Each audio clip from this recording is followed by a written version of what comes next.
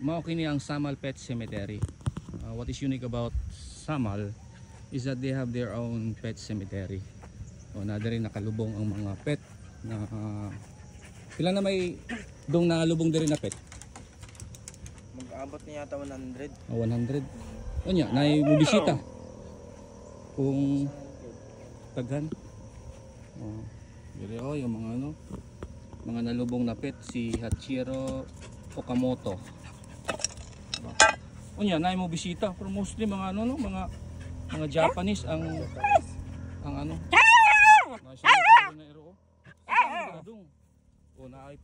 naapod dire kanang si Ghibli. Isa siyang Persian ba ni na so according kay say name mo? Hello sir, good morning. Justin? Ako si Justin, may 100 na daw ang nandito na lubong. Gawa pang view dire. O kung namoy mga pet na namatay, pwede nyo ilubong dire. Nay mo bisita dire sa mga yes, pet? Sir. Sa mga nila? This coming November 1 sir, madami pong nagbibisita dito. Tapos kung yung mga far kasi mostly kasi 90% sa customer namin is from Davao City. Private ni siya? Yes, private. Alright.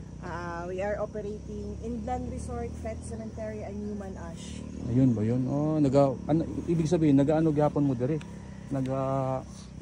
Yung ginasunog?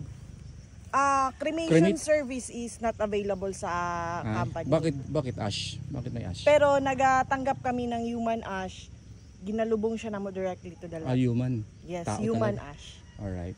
Which is practical siya kasi kasi ito siya inspired in Japanese culture. Gani? Practical siya, more practical, tapos environmental friendly, virus prevention. Kuan siya kanang ang kuan ba? Cremation, ash cremation, nagalubing po din. Tapos gwapo pang view dire, makita niyo ang Davao City. Overlooking. Overlooking. Siya sir, night view. Sige. Hi sir, good morning. Sige, thank you. Nagbisita lang may ko.